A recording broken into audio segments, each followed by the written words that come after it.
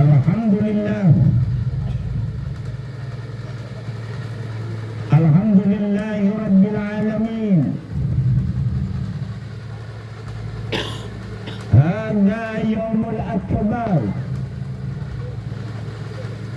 Yawmul Aidil Fitri, Yawmul Maghfirah, Yawmul Rahmah, Yawmul Akhiril Ahdi Minas Siyami wa Iyah. Ashhadu an la ilaha illallah wahdahu la syarika lah, wa ashhadu anna Muhammadan abduhu wa rasuluhu la nabiyya ba'dah. Allahumma salli wa sallim ala Muhammad wa ala alihi wa sahbihi ajma'in. Wa qala Allah ta'ala fi ayatil Qur'anil Karim, a'udzu billahi minasy syaithanir rajim. Ya ayyuhan nasu ubudu rabbakumul ladzi khalaqakum wal ladzina min qablikum la'allakum tattaqun.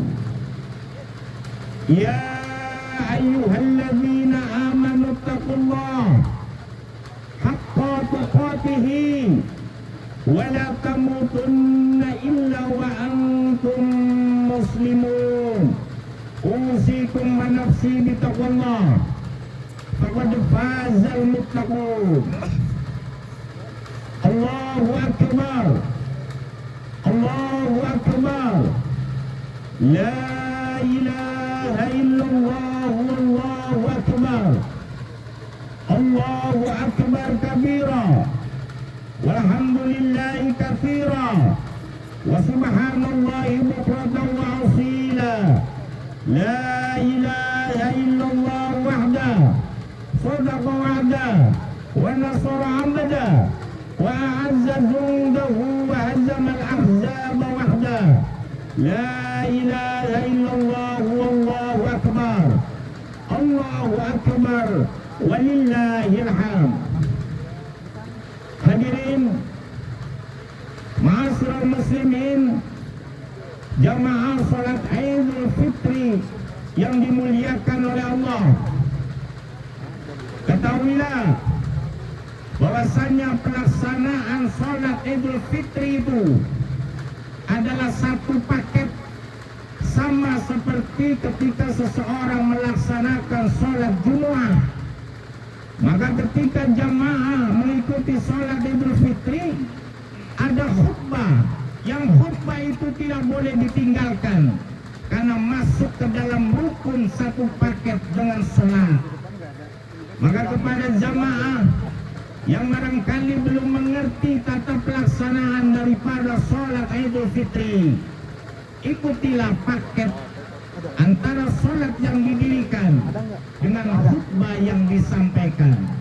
Mudah-mudahan kita semua yang telah mengikuti akan petunjuk syariat yang Rasulullah Muhammad SAW contohkan, setiap tahunnya kita akan mendirikan salat Idul Fitri yang dilanjutkan dengan mendengarkan khutbah daripada Idul Fitri itu sendiri.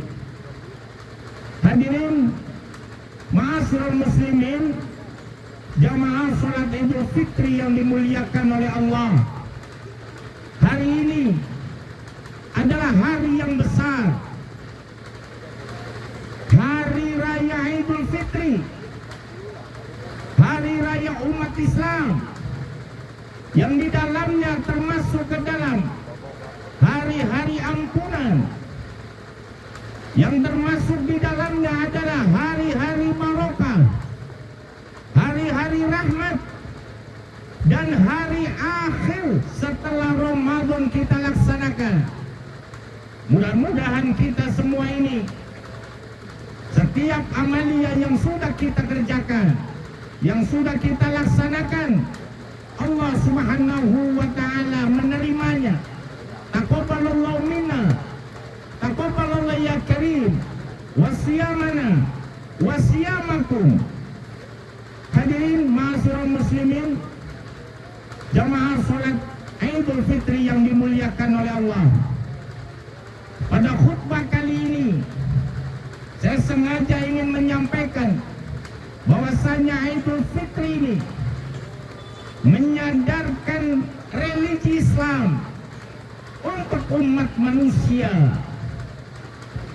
Islam adalah satu agama yang dibawa semenjak manusia diturunkan ke muka bumi, yang syariatnya tentunya berbeda-beda, dari mulai syariat Nabi Adam alaihissalam sampai syariat Nabi Muhammad sallallahu alaihi wasallam.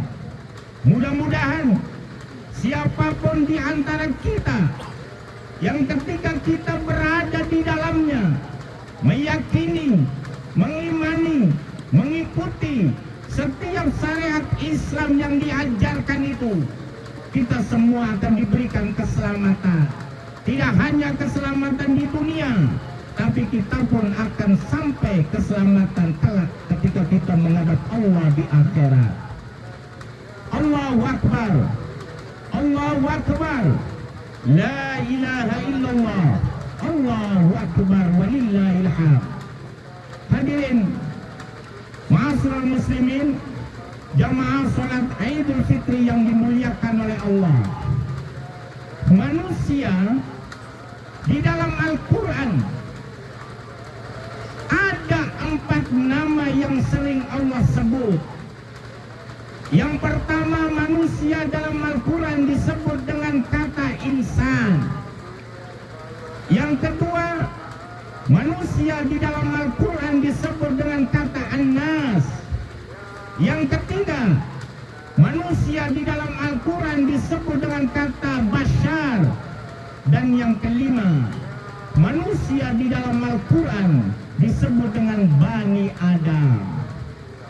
Seandainya semua manusia itu paham dan mau mengkaji serta mempelajari akan nama-nama dirinya yang digambarkan oleh Allah dalam firman-Nya Al-Quran, maka siapapun manusianya, agama apapun yang dipeluk oleh manusia tersebut, maka dirinya akan menyadari bahwasanya manusia itu yang pertama al-insan, makhluk yang diberikan oleh Allah dengan kesempurnaan. Tidak hanya lahir, tapi manusia batin. Manusia bukanlah patung yang tanpa batin. Manusia bukanlah malaikat yang tanpa jasad, tapi manusia di dalam dirinya ada jasad, ada batinnya, ada ruhania.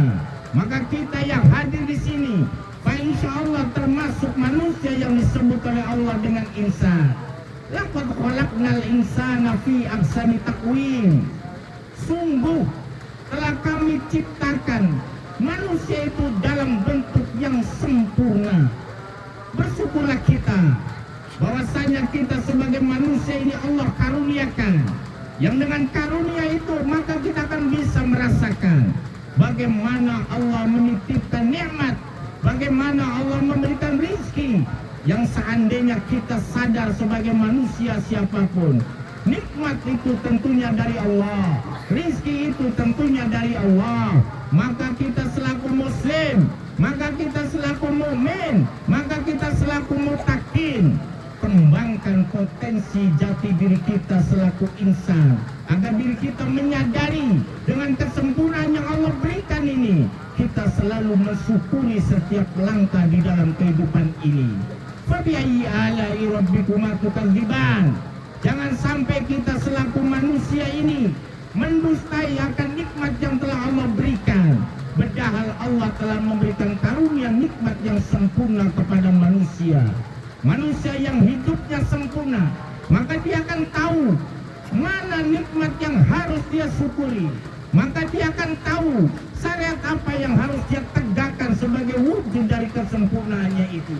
Maka Islam mengajarkan la in syakartum la azidanakum wa la in kafartum inna azabi lasyadid. Sebagai manusia dalam hidup, teruslah kita bersyukur, karena hidup itu adalah nikmat, karena hidup itu adalah karunia. Seandainya kita bersyukur atas atas nikmat dan karunia yang telah Allah berikan, maka Allah akan tambahkan nikmatnya itu.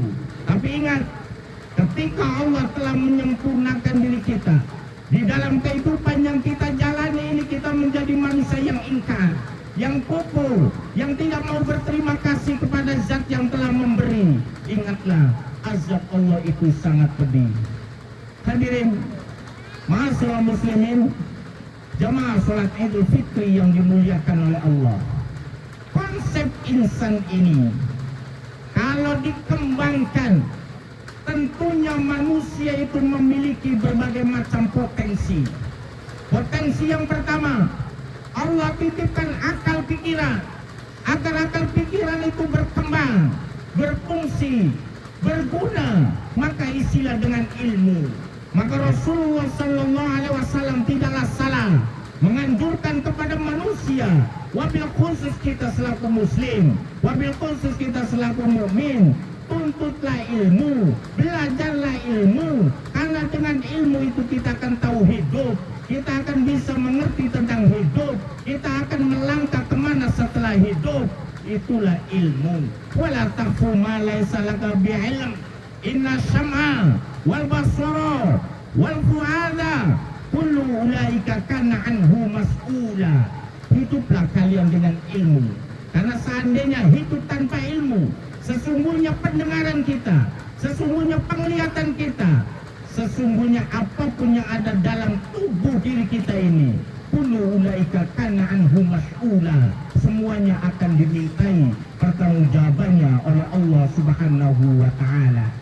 Allahu akbar, Allahu akbar walillahil hamd, Allahu akbar kabira, walhamdulillahi katsira, wa subhanallahi bukratan wa asila, la ilaha illallah wallahu akbar, Allahu akbar walillahil hamd. Hadirin jamaah salat Idul Fitri yang dimuliakan oleh Allah, konsep insan setelah kita tahu, maka manfaatkan dalam hidup dengan raga yang menempel dengan ruhania, dengan adanya ruhania yang menempel ke dalam raga. Karena ketika raga ditinggal ruhania, maka manusia itu tidak ada nilai di hadapan Allah. Manusia tidak berharga ketika hidup. Ketika ruhania pun ditinggalkan oleh raga, maka ruhania pun akan melanglang buana mencari hakikat kebenaran, yaitu ingin bertemu kepada Allah Subhanahu wa taala. Inna lillahi wa inna ilaihi raji'un. Yakinlah semua kita itu datangnya dari Allah, dan yakinlah bahwasanya semua kita pun akan kembali kepada Allah Subhanahu wa taala.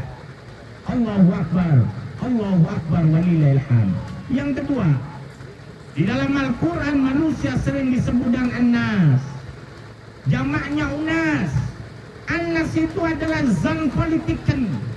Manusia hidup tidak individualistik, tapi manusia itu hidup secara sosial. Maka manusia ketika tahu dirinya zon politikan, hiduplah berbagi dengan manusia yang lainnya, hiduplah berkumpul dengan manusia yang lainnya, hargailah manusia yang lainnya, hormatilah manusia yang lainnya, manusiakan manusia yang lainnya. Itulah manusia yang bermartabat. Di zaman sekarang, nilai-nilai individualistik telah banyak mempengaruhi diri manusia. Dalam prinsip filsafat manusia sekarang, lo gue. Dia tidak paham kalau manusia itu adalah Anas. Yang Anas itu adalah sosial. Maka dengan sosial itu akan ada yang mengassessment, akan ada yang menilai. Baik buruknya manusia itu akan ada yang menilai orang lain. Dalam hidup, benarnya kita saja kadang banyak orang yang tidak suka, apalagi kalau kita salah. Jujurnya kita saja dalam hidup, banyak orang yang tidak senang kepada kita, apalagi kalau kita tidak jujur. Maka dalam realitas hidup, benar, salah, tidak jujur, itulah assessment masyarakat.